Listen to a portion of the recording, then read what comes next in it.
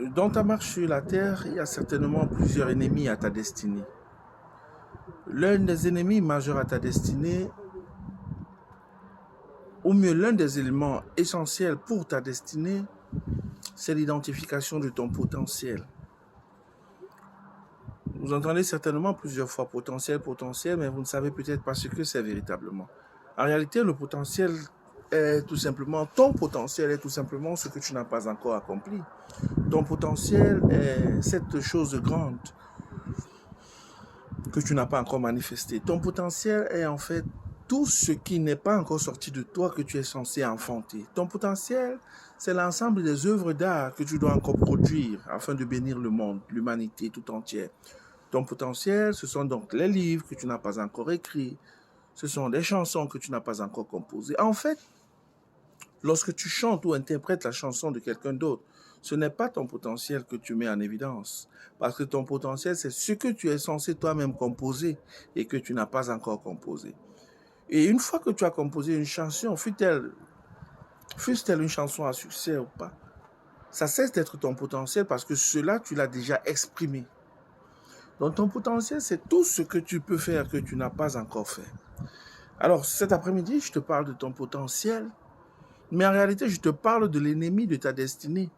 Et je mets un accent sur ton potentiel parce que pour comprendre pourquoi il y a des choses, et 99% de personnes sur la Terre qui malheureusement meurent sans jamais exprimer tout leur potentiel, pour comprendre ça, il faudrait comprendre quels sont les ennemis potentiels, les ennemis avérés de ton potentiel. Autrement dit, les ennemis de ta destinée.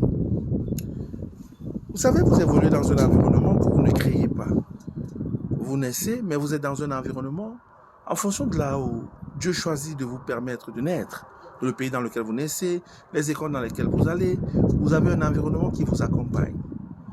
Que ce soit dans vos écoles respectives, dans vos églises respectives, dans vos fréquentations habituelles, ou même dans la nation géographique sur laquelle vous vous trouvez à un moment donné, tout ce qui vous accompagne, votre écosystème, votre environnement, votre biotope, influence très fortement la façon dont vous pensez. Et je voudrais appeler ça la culture. La culture va certainement être plus au-delà de ça. Mais je voudrais dire qu'il y a un ennemi majeur à ton potentiel et à ta destinée par ricochet que j'ai identifié pour toi. C'est ta culture. Ta culture ne te permet pas d'exprimer toute la beauté que Dieu t'a fait voir lorsque tu avais un rêve d'enfant. Ta culture ne te permet pas d'aller au-delà de la norme. En fait, ta culture te garde prisonnier ou prisonnière de la norme et d'un certain nombre de choses qui se font d'une certaine manière, d'une certaine façon. Vous avez déjà entendu des gens vous dire, mais non, ça, on ne fait pas ça comme ça ici. Mais non, ça, vous ne pouvez pas le faire. Personne ne l'a fait avant. Je suis venu te dire aujourd'hui, une fois que tu as identifié ta culture, qui est en soi quelque chose de bien, comme un potentiel danger, comme un danger avéré de ta destinée et de ton potentiel, donc de ta capacité non encore exprimée, comprends que tu dois tout faire pour que ta culture même n'ait pas le dessus sur toi. Parce que sinon, elle aura raison de ta vie et on t'enterrera comme une promesse sans que tu ne manifestes jamais ce que tu portais en toi comme dépôt. Je suis aujourd'hui venu comme un messager dans ta vie, te parler où que tu sois, quelle que soit cette chose-là que tu es censé accomplir et que tu n'as pas encore accompli. Quel que soit ce rêve qui était mort, qu'il ressuscite.